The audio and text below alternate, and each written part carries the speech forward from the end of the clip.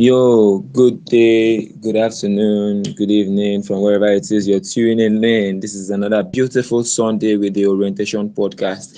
And I'm here with you, as always, your host, Boya Achibe. And I welcome you to tonight's conversation. The topic is religion and morality, the bloodlines. And for tonight's conversation, it's going to be bordering on something that is very personal for many people, which is religion and morality. Because I think for centuries now, you get religion has somewhat shaped what society call right or wrong. Yet, but in the world today, we are seeing more people ask different sorts of questions. We are seeing people say, can someone be moral without being religious? Is there a way that someone can exist with religion without having moral accountability?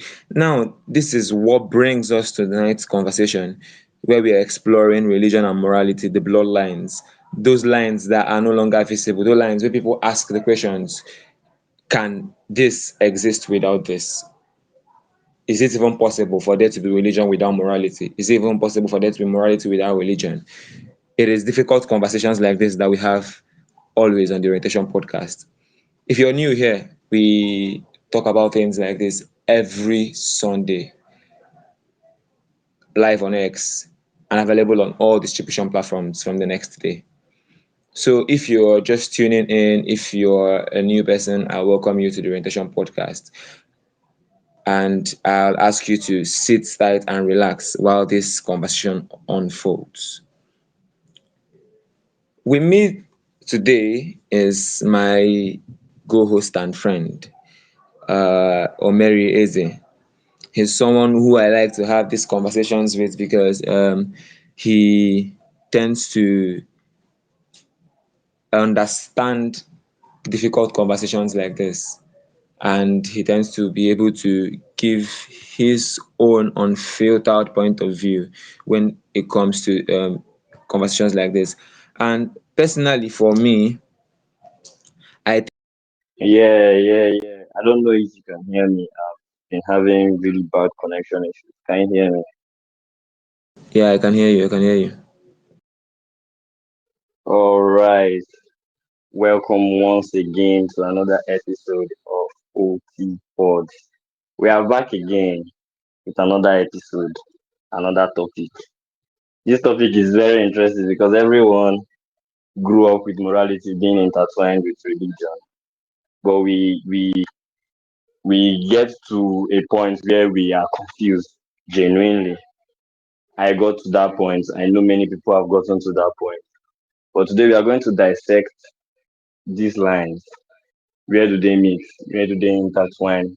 We will lose all the way because when we talk about religion and morality and we say the blood lines between them, we are not just trying to debate with Twitter atheists. Someone else seeing this case now may think we are coming here to argue or to reach a conclusion. But the truth is that we are just here to reflect and understand ourselves. We are here to ask something personal. And that personal question is, if all religions are fragments of one truth, why do they produce different moral intensities, different moral values? And then if human beings are good because of God, or are human beings good because of God? Or is God now the language we use to describe goodness? So these are the conversations we are going to delve into this evening, and we hope you enjoy and um, work with us. Bye, Chibe. Yeah, I already said I always enjoy having conversations like this with you. because we tend to have these uncomfortable questions, answer these uncomfortable questions without having to mix emotion in between. And that's, my friend, is it's the highlight of what Orientation Podcast is all about. It's all about democratizing intelligence. So let's get straight away with it. You get let's get straight away with it. So I'll ask you something. Omereze, do you really think that morality is possible without religion? What do you think about it? Do you really think that morality is possible without religion?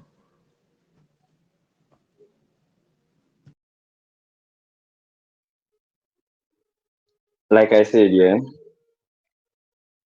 the what I used to conclude my opening statement was the question: Are human beings good because of God? That is our goodness, or our compassion, or our love, or our good values? Do they come to us because of God, because we know God? And when I say God here, I don't mean only Christian God. I mean Buddha, I mean Allah, I mean every God, every ultimate reality that we do not understand. Our goodness, is it allotted to it? Or is God now the language we use to express goodness?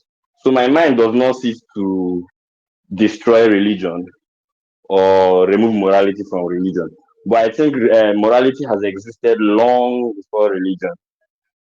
It has existed long before religion because human beings have always had emotions, have always had feelings. So morality is highly possible without religion because human beings are naturally moral and conditioned by social status, by social constructs, dependent on their environment. That's why I asked the question. In these social constructs we live in all of these social constructs that we live in, is religion a fragment of one truth or not? Because at a point we get to see that the religions are producing different outlets, outsources, out sublets in general, subdivisions of religions that are coming out that are not based on the moral classes or the moral values of the main religion. So with all these fragments of religion, is it still possible? I'm throwing back the question to you, Brother Chibe. Is it still possible to say that religion is one fragment of truth? Well, I don't know. I'm very, very happy that we're having this topic because sometime within the week, I was having a convo. I was on a TikTok live. We're having a convo where I was trying to explain to somebody. I had the view that I said that day. I told the guy, he was way older than me. I told him that there is no morality without religion. And then he tried to explain the same thing you're saying, that morality was before religion came, because morality can be expressed by the way the people lived, by their beliefs, by their ecosystem, by the way their environment programs tends to work and function. But then I did not accept that, because if we are to say that morality has been there long before religion, how far back do you think religion started? Religion has been here even before written history could be able to say something. There's been religion. It didn't even start from Christianity. There's spirit and animal beliefs. There are people who believed in stones. There has been religion from as far back as humanity started, because humans, in their own way, always try to attribute the forces of life to something greater than them. So I believe that religion started humanity, and you cannot say that there was a time when there was morality before religion. I cannot agree to say that there was a time there was morality before religion. I want to believe that since human existence, there has always been religion, and from all of those whiles, religion has continued to shape what is good and wrong from all of those whiles. I don't know if you get what I'm trying to say, Omereze, but then this is my own thought process, and that's where I've been thinking too. That's what made me make that argument with that guy on the kick space house. But I couldn't explain all of these details to him on there, because it was going to look like I'm trying to show Obasabi. Say, no, they are Nigerians now. If you want to explain something, they'll be like, say, you want to show Obasabi. But then now we're having this conversation. One thing about me is I am open to learning, and I want to unlearn to learn. This is what I have read. There are facts that back this up.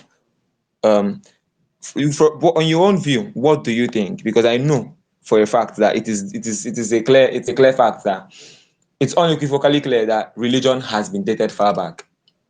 And if we can be able to accept that premise to stand, that religion has been dated far back, why can't we accept the premise that from all of those whiles, religion has continued to shape morality and there has been no morality with that religion? So I'll still bring it back to you to ask you now, if humans are naturally moral, do you think humans are naturally moral or socially conditioned by laws which are void of religion? Maybe there's a social way that people live, or there's laws that are void of religion. Do you really think, from everything I've explained now, do you really think that there are social constructs that form morality that is void of religion? And why do you think so? Hmm. When you started this argument, I was ready to hit you back. But then I just heard Karl Marx quote of religion is the opium of the masses. And for you to make an argument or a statement like that, you would have done ethical research and figured that religion is the only thing that keeps the masses going. So I'd like to preface what I understand by your question with this Karl Marx quote of religion is the opium of the masses. So man has never existed without faith, because faith is the only thing that keeps man waking up, right? So um your question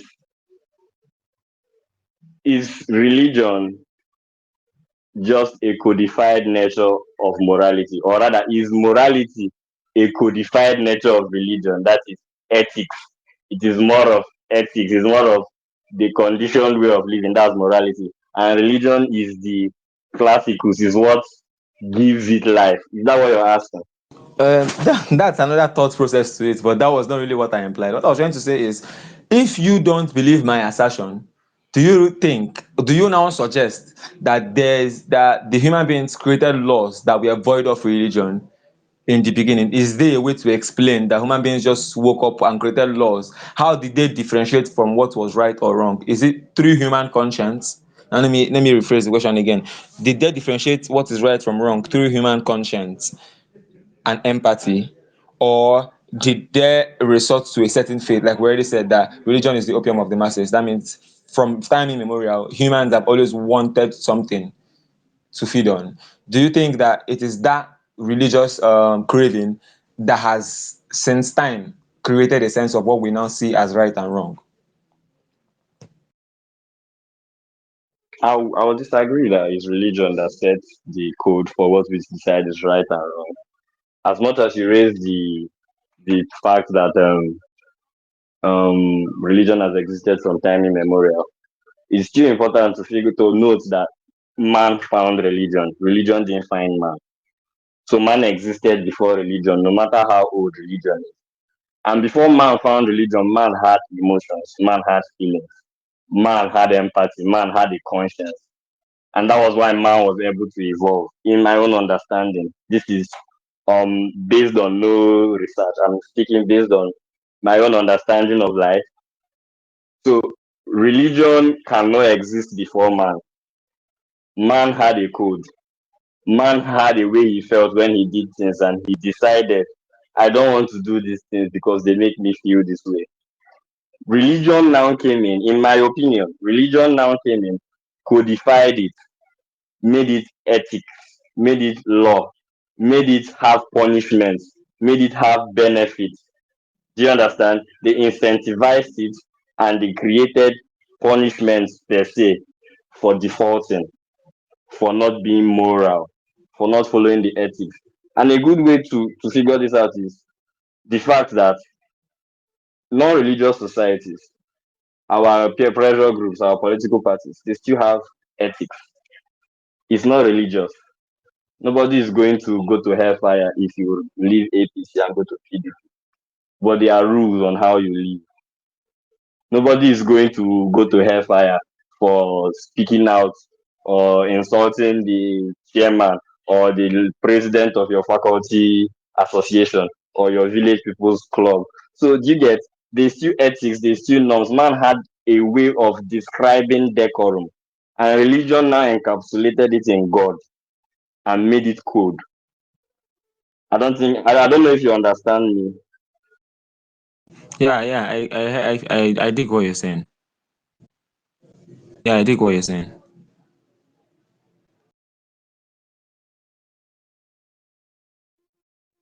Yeah, so as I was saying, because this code now exists, we now see morality as good and bad. And if you check my Twitter, there was a time I was in this spree of saying no, there's nothing like good and bad. Everything is consequence and action. So yeah, that's the mood I am in today. Because I'm fascinated by the possibility that morality is universal. Morality has always existed. People have always been moral. They've always been good people and bad. They've always, in quotes, good and bad in quotes. Because they've definitely been people who were able to kill and not feel anything. And there were people who were able to kill and feel so bad about it. And that created the difference. That's the lines we want to speak about today. The lines that are blurring. When the person who doesn't feel anything when he kills is now judged and called a beast, an animal, even when he kills legally, in quotes again, like people who kill in the army, we still see discrimination and stigmatization inside there. So I'm fascinated by the possibility that morality is universal, but religion is cultural. Religion is based on where you're from, where you are, who gave birth to you, where did you grow up, how did you grow up. Do you understand? So I'm more fascinated by the fact that morality is universal. Morality does not apply to any culture. It does not apply to any race. It does not apply to any tribe. It does not apply to any individual. It's follow come, in my opinion. So the divine is constant. In as much as we still try our best to remain and also replace our being with the ultimate being who we don't know. You get the being that makes things happen, in quotes. We still remain constant. We, the character, we still remain constant. So the expression of how you express that local being, that universal being, that person, Buddha, God, Allah, people are making this episode hard for me because I'm trying to be very sensitive with the religions. But the expression of each religion is local. How Africa, in fact, and it goes down into the religions. How Africans even practice Christianity is not how Europeans practice Christianity. We still have African churches judging pastors that place their hair down, dreadlocks. So let's not go into that. But the moral certainty I have is that morality is universal and every other thing is cultural and is based on where you are, who you are, and where you're from. I don't know if you get me. I'm trying to get you, but then saying morality is universal, it means that morality is innate to human. That's what you're trying to say. That every human knows what is good and bad on default. Um, Now, if we make this assertion, then we now try to override the influence of environment, because when a human being is born, they are not born with knowledge. They are not born with prior knowledge of good and bad. They grow to learn what is good and what is bad. And these are being shaped by parenting and environment. So if you say that morality is universal, how can we prove that when there are different and diverse cultures? Because what is good in Nigeria might be considered terrible in Spain, and what is good in Spain might be considered terrible in Nigeria. So if a child is being born in Nigeria and he's taught of what is good and bad, now he has a different sense of morality than a child who is born in Spain. So how this is like where this is where the line gets blurry. How do we now say for a fact that morality is universal? So first of all, I will ask you to recant the fact that the statement you said that what did you say again?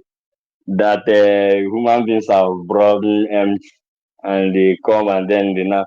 That's a lie because biologically alone, go a baby's brain has over 86 billion neurons active already at childbirth.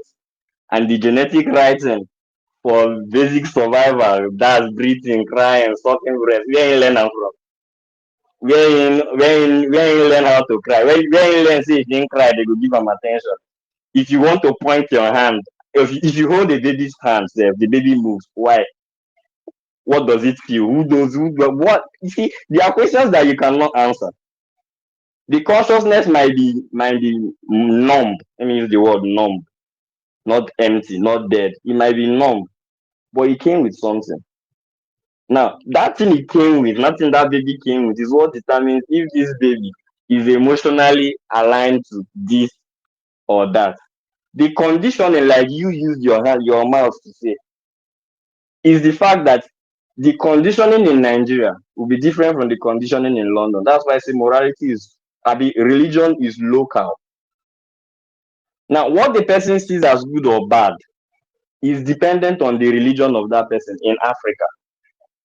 In Europe, what the person sees as good or bad is what is societally accepted. So you see that the social conditioning is different. Now, even in the same Nigeria, you can still get a child that is in a family where they are not religious, but they understand morality and they understand all the intertwines in between it. And you can also say that they are not Nigerian kids or they were not born and bred in Nigeria, but their realities are different. That's why I say religion rather, is local. Morality is universal. There is a general sense of decorum that is acceptable naturally. Yes, this is a balanced level of decorum accepted naturally. Now, there is an ability of you not to be able to operate in that balance, in that class, which is why there is bad. Those people now are the people that they call bad. That's why I say good and bad. They are relative concepts. So we cannot even separate them. We cannot even say they exist in its real sense. So in essence, conditioning is religion. You can't condition morality. Who bad, bad.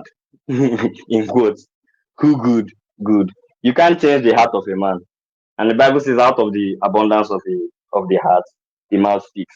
And what the mouth speaks is what the body acts to. And is what the brain recepts. Is what the brain receives. Is what the brain transmits. Is what the brain works with. So you can't change the heart of a man. If you were able to, the case may say, no matter how much you know, no matter how much you try to condition, no matter how much you try to I watched a reel recently and they said you don't raise your children raise you. Because these people know more than you. Where did they come from? Do you know? How did they come about? So at the end of the day, we have to just sit back and agree that there are some things that we cannot unravel. That one is certain. What do you think? Well, I don't know. It feels like this episode is going to be a whole lot of back and forth, but you saying that a child comes with knowledge is far fetched, because I want to believe that a child is born and the child does not even know that fire hurts until the child experiences that fire hurts. Now, if this child is born in a setting where the people around there have mastered the art of enduring the pain that fire brings, this child grows this guy grows to know that fire hurts, but it's a pain that is manageable. You get, at some point the child no longer sees fire as hurting. The child just sees fire as it's a normal plaything that my people play with and I play with it too. But that reality is not the same with a child that grows up where fire is being feared because of the pain it inflicts. Now, the first time this child comes across fire, the response that, in fact, the way the parents are going to act towards the child is going to make the child know that no, this is very dangerous to you and you should no longer go close to it. And then this child grows with that. It's this child's reality. This child knows now in his reality that this fire hurts. Now it's going to take this child to grow up unlearn or unlearn what they have learned for them to change that reality. But what I am trying to tell you now is that this child came in and the first knowledge they got from their parents. So if peradventure this child grows up to not unlearn what they have learned, they are going to grow with what they learned from their parents. And there are loads of chances where it happens in the world today, where a child grows up and takes everything they learn from their parents and doesn't add anything from society. And then they act on whatever they think their father says is right, it's right. If their father said it's wrong.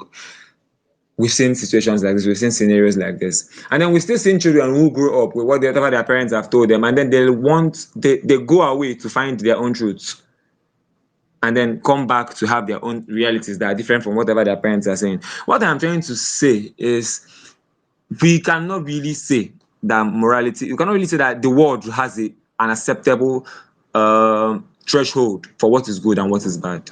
It is not, it cannot really be said that the world has said, okay, this is what is good and this is what is bad.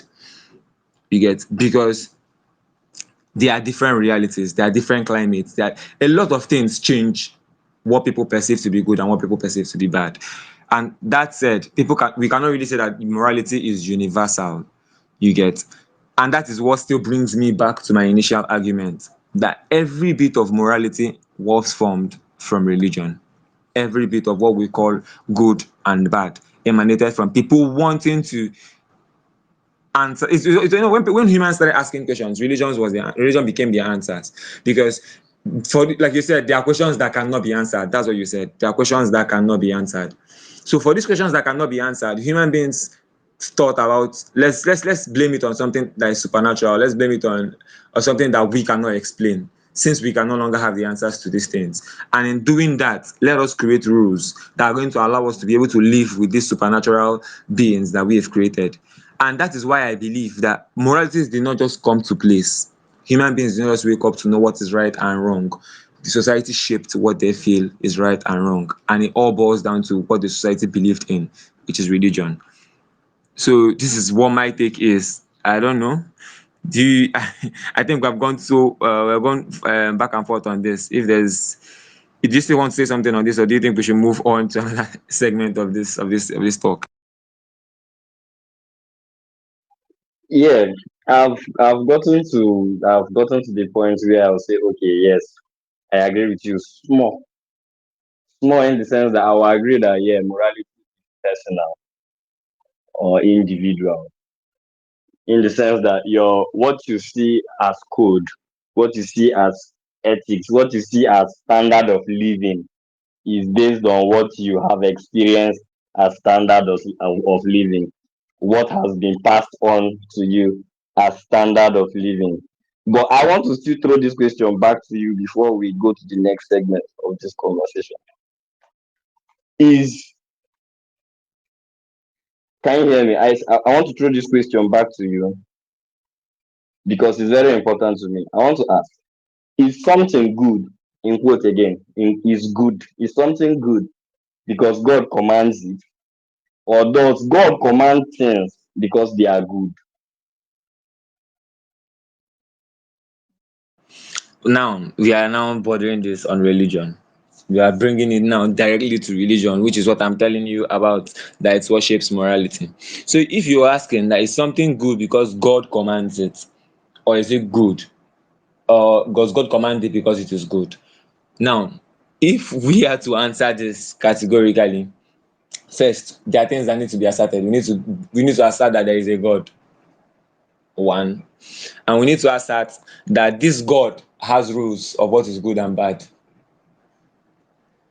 For we to be able to believe that this question is going to be answered, these are things that needs to be asserted. And then that if we should delve into these arguments in direct form, it's never going to end, because a lot of people believe that there is no God, and a lot of people believe that there is God, and a lot of people believe that their gods are waters, and people believe that their gods live above the seas, some live beneath the seas, some live beneath the earth, and some are in the skies. So if we are going to say is something good because God commands it, then which God are we talking about? Is it the God of the people that believe that is in the seas? That be the one that believes that there's earth, that is under the earth? Which God are we talking about? They are good and they are bad. Are we believing now that there is just one God, or do we think now that there's plenty gods? Now, so you see that this conversation is ambiguous enough for us to even get into by saying that it's something good because God commands it, or does God command something that is good? We need to first dissect the concept of Godism before we can be able to answer this question. If there's something like that, that.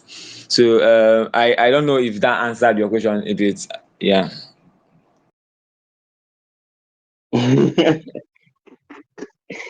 Oh, well, I didn't expect you to even answer that question because that question right there is a 2000 years philosophical problem that has not been resolved.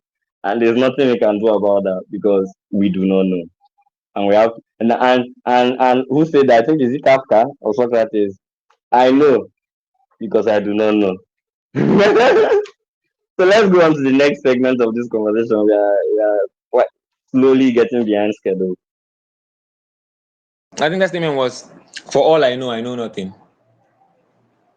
That's that statement. For everything I know nothing. And it's, as simple as that statement sounds, it's very powerful because the more you know, you see that you don't know anything. The more you realize, you get to the realization that you don't know nothing, and it's crazy.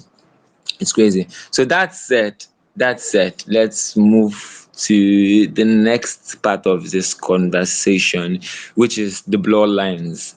So if we're talking about the bloodlines, now I want to ask you, um, do you really think that there's a difference between religion and morality? That there are things that are religiously right but are not morally right, or there are things that are morally right and not religiously right. Is there anything that is religious that is not moral, and is there anything that is moral that is not religious? Do you think that even in religion and morality there are differences, as much as they seem to be similar, there are differences to it? Do you really think?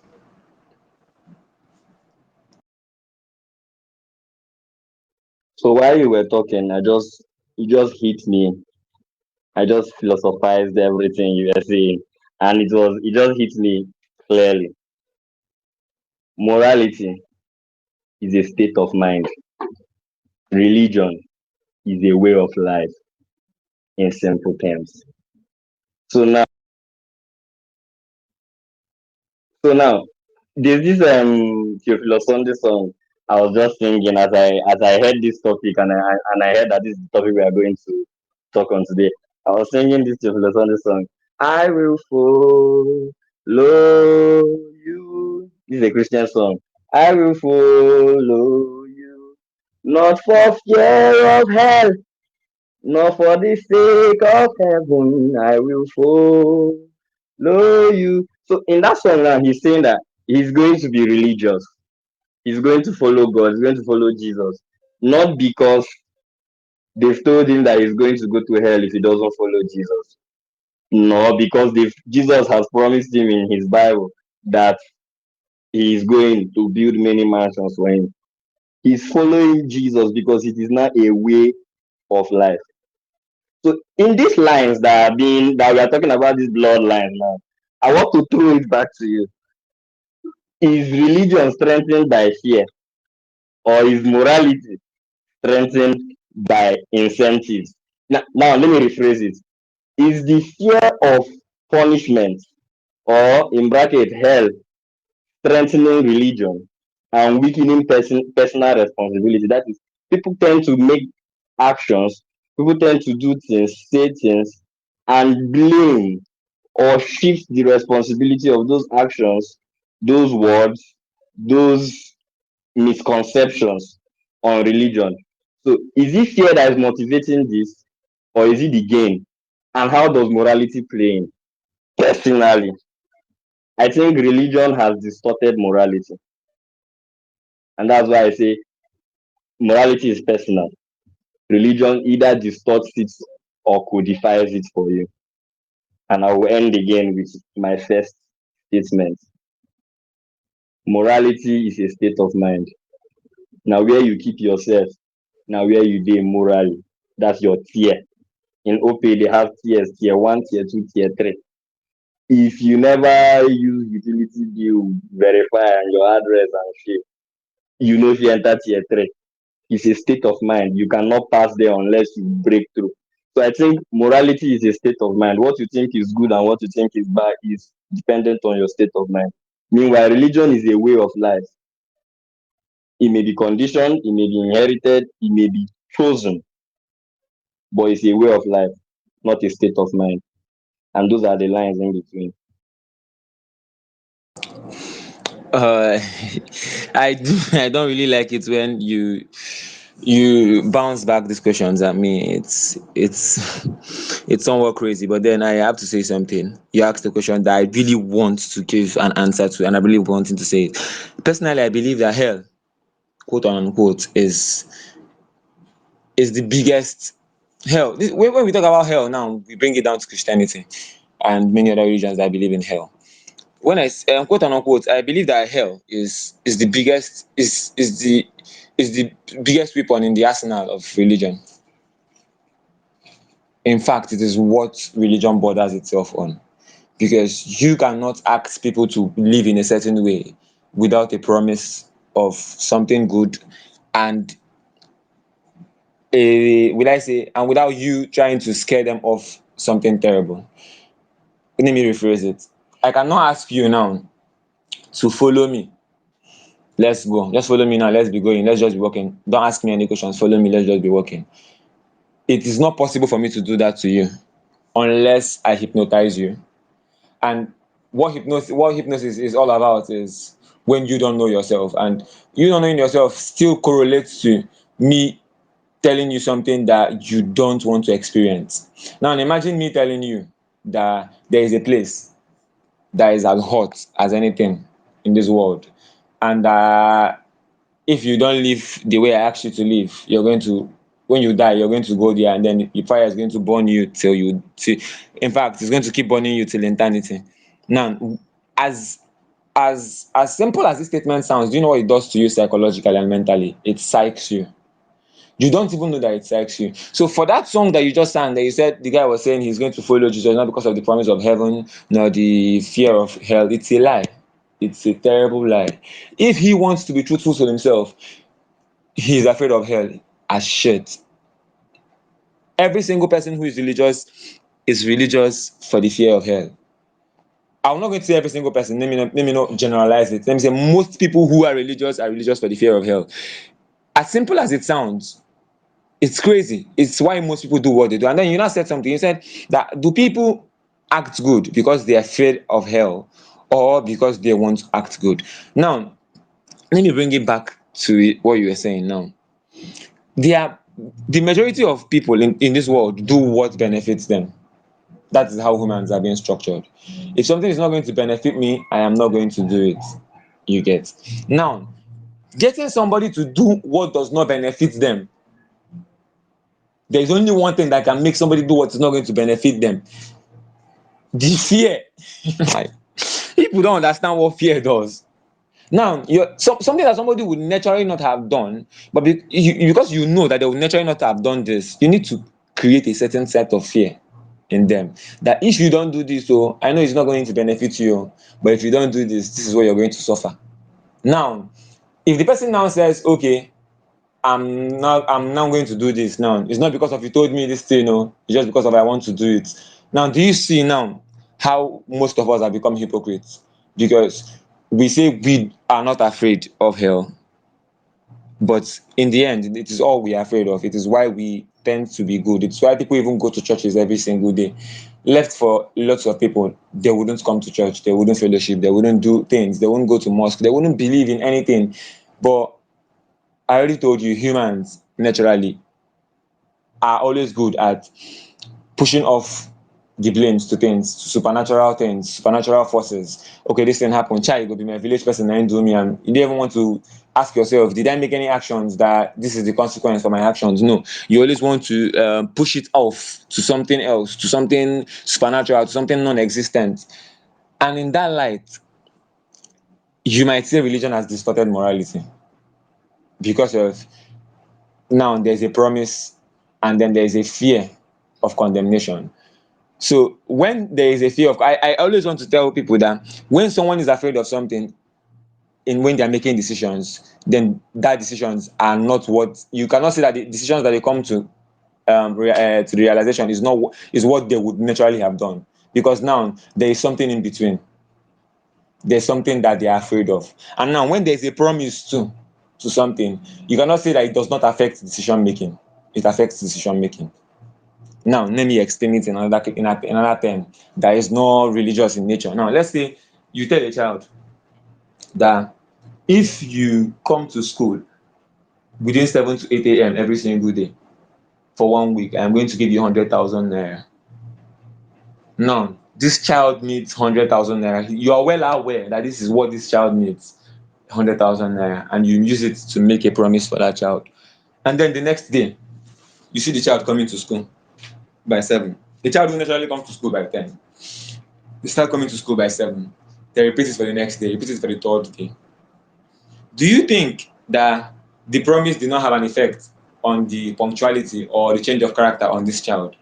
You will all be lying to ourselves if we say that the promise does not have an effect on the child, that maybe the child just decided not to start coming to school early. It's a very big lie. So when you say that you're going to follow God because of, it's not because of you want to go to heaven or you're afraid of hell, that you just want to worship Jesus, we all know that you're lying. It's very obvious that you're lying.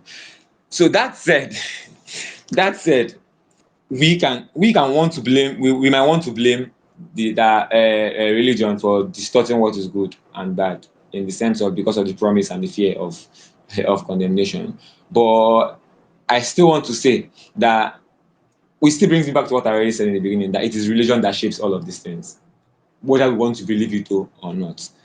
I think I don't know if I answered your question, because I think I went I stretched it out a bit. Now this thing make you talk say you won't make it the only two of us. You are making actionable claims. How will you say to Sunday's line, I'm not among, I indemnify myself from that statement? But the truth is that, yeah, we are not trying to destroy religion here. We are not trying to mm, be in a debate or in a argument. Me personally, I'm just trying to protect transcendence from human corruption, because no matter how much Aboyachibe is trying to say that the promise of heaven and the fear of hell has a motivation it gives to the Christian. I'll also say that Christian worship, as much as it has evolved, has its own different psychological feel. I don't know if it's personal or if it's general. Everybody feels a certain kind of way when we go to church and we worship. Yeah, my dad is a pastor. I just remember that I said I was going to bring. So my dad is a pastor, and today while he was preaching, he said something that struck me. He said his mother wanted to worship God, God, big G, Christian G, God, but she didn't know how to. So she would bring a stick. There was a shrine in front of the house. She would bring a stick. She would get a chicken, cut the neck, hang it on the stick, keep it there, and the chicken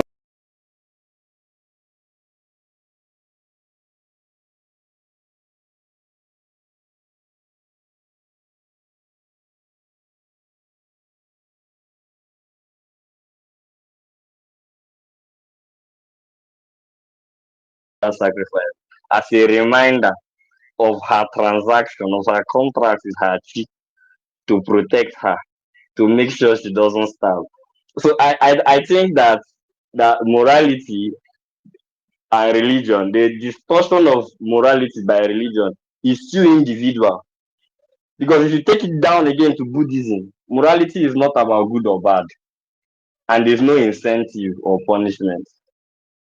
Unlike in Christianity, I don't want us to make this thing politicized to Christianity, but I would like us to just take this small derail.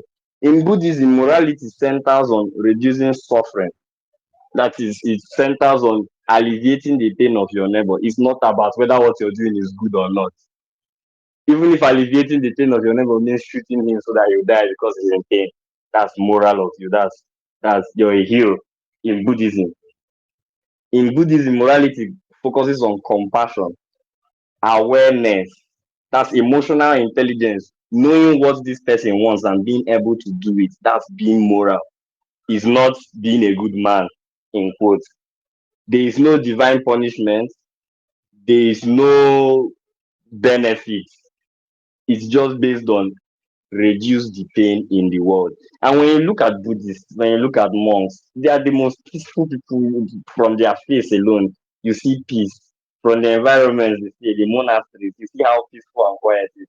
So I want to ask you, is morality stronger when it's rooted in compassion and love than when it's rooted in fear? Well, like I always say, there's nothing that is rooted in fear that is strong. Not even relationships. I always tell people that if you're dating somebody and then there's this constant fear that the person is going to break your heart, then you're not in love. Because fear in itself is the enemy of life. That's the statement my dad always made. Fear itself, it's enemy of life. It's it eludes you living. In fact, it cripples living. So you cannot tell me that you're believing in something when you're afraid that something is going to happen to you if you don't believe in that thing. There is nothing.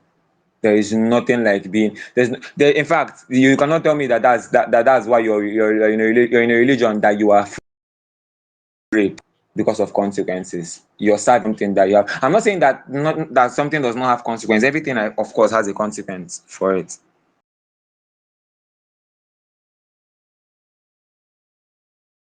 You get, this is the main reason. Is the main reason why you're being religious. You get, like you said, that in Buddhism, that it's all about love and alleviating the pain of somebody else. Now, you see, you made a very good, will I say, you gave a very good distinction. You said, even if your neighbor is dying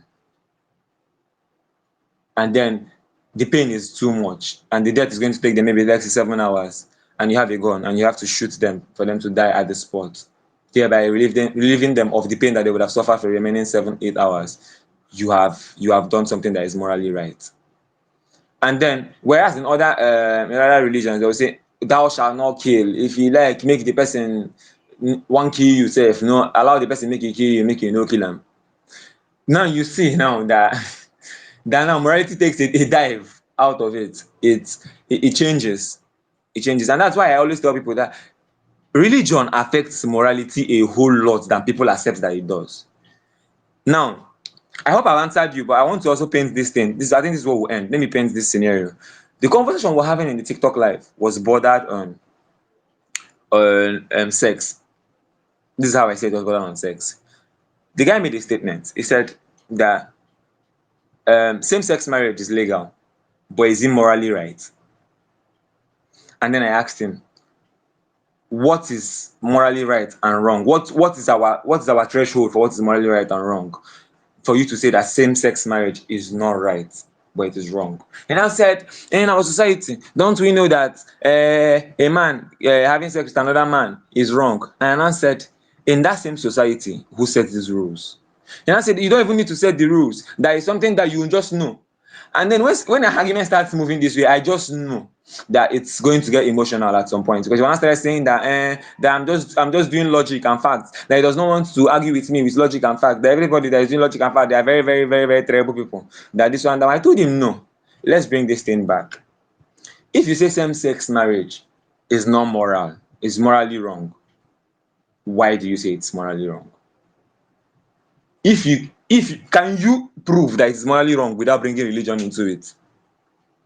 And then he could not prove that it was morally wrong without bringing religion into it. The only thing he wanted to use to prove that it is morally wrong is saying that the Bible said that you're not supposed to. A woman shall leave his house and go to and live with a man, and they shall become husband and wife. And I'm telling this person, now remove religion out of this. This is the religion that was brought to you by somebody else. If you remove that religion out of it now, can you tell me a reason why same-sex marriage or same-sex relationships is wrong? You don't even have anything to say. There's nothing. And then you see that these people that claim that morality is different from religion, do not even think about it enough to be able to make those bold assertions, because I think it's a bold assertion to say that there's morality without a religion, without religion. So I don't know. I really don't know. And then he tried to say something about like, I think I've had this conversation before with my girlfriend. We're talking about something, and then she said that this gay something is just something recent that has been happening, that people are now using to take over the world. Is because of the end time. This one, that one, this one. I'm sorry, big respect is my name, but then I don't like it when conversations like this get brought back to Christianity, because it's crazy. You cannot tell me that gay ship is a sign of the end time. This shit is dated as far back as the 18th centuries. They had same-sex marriages as far back as. You have to, before you even make such assertions like this, you need to fact check it. You cannot tell me that this gay something is just new. It's just coming up because of the world wants to end. This one, that one, that one, this one. You now see that in the end we don't even know what we are doing. So I think we've said a lot. We've said a lot. But I don't know. I mean, Eze, what do you have to say about this? I intentionally brought it out of the whole let's talk about what God is and who God is not, to a real life scenario and how people think. So I can be able to understand the bloodlines between this religion and morality. So what do you think from what I've just said? Well, like we well started, religion has brought the possibility of you being irresponsible because you serve a God that turns water into wine. So when you serve a God that turns water into wine, you tend to do things of people that turn water into wine. And when they don't go as when water does not turn into wine, we blame Satan. So I think we've gotten the misconception of what Christianity is to a point that we misinterpret, or rather we reinterpret what we see as moral and not moral to ourselves. And that's why I said the first thing I said, or rather in the earlier parts of this episode, I said that the divine, that is the medium through which the spiritual is expressed. Because we are all breathing. At some point we all shut down and we still breathe again. The person that is causing that often and on, the person that maintains you or on till the point he says off, yeah, is constant. How you express the owning and offing is local, is you, is dependent on you. So now, if that is true, then moral certainty should make us humble, not violent or egoistic. So that's why I will draw again. I will preface this my preface with a preface from Erasmus. He said, I would rather trust a man with many books he has not read than a man with one book which he cherished so much but has never read. Now, many Christians, I don't like the fact that we are taking this to this Christianity, but many Christians are bound by ego. Now, many Africans, let's take it home. Many Africans are bound by ego. I was listening to Deepak Chopra's Soul of Healing Affirmations, and he said that the Soul of Healing Affirmations are ways to engineer yourself. Now, he now says, when you say engineering yourself, it means like it's automatic. But no, it's intentional. You have to re-engineer because you're already engineered by default. Your parents engineered the one they engineered. You have to make a conscious choice to remove ego, the ego of what you've learned, the ego of what you know, and embrace the ego and embrace the humility of what you don't know and the peace in it. Deepak Chopra said ego means edging God out. Now, the highest source of ego is fear. Fear of the unknown, fear of the known. Fear in general is the highest cause of egoistic walls. So, when you mention fear as a motivating factor to religion, agreed. But it's not a motivating factor to morality. Well, up until the point where we now hinge morality on religion. And that's the line, the bloodlines I'm still talking about. Morality should not make us violent about these conversations. Like you had that altercation on TikTok. You even had energy. I will not go that far for you to call me a terrible person because I know that that's where this conversation is going to. And I'll just quote Erasmus for you. This one book you read, do you know that as far back as Sodom and Gomorrah, the end times have started already? Why did God destroy Sodom and Gomorrah? Fathers were sleeping with their wives, men were sleeping with men. In fact, even when the two angels came into the city, the men of the city were asking Lord to bring them out that they may lie with them. It's written in your book, for God's sake. But they don't read this book. They only hope and wait for the interpretation of their pastor. And then they come online with the ego and the walls built up. So, first off, I will not blame that person. The person is not yet oriented. So, we'll leave that person. We no go fight am. Today's episode is not a fight, it's not a dissection, it's not an argument. I know, we know you don't want noise. But we know also that you want this room, this OT pods room now. Our OT gang. I'm sure you are enjoying and squirming at this topic because people like this uncomfortable thinking. I like when episodes like this come up because it shows that we are able to reflect. This episode and our yearly recap has been our most reflective episode, and I really enjoy it.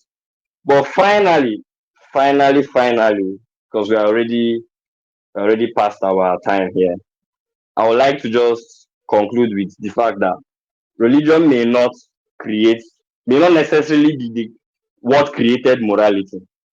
Like I've said, in philosophical balance, morality is a state of mind, religion is a way of life. So maybe religion shapes morality, maybe religion explains morality, maybe sometimes religion distorts morality. But it's very obvious and it's sacrosanct to note that morality is not weaker without religion. Morality will definitely and will always stand without religion until religion becomes personal.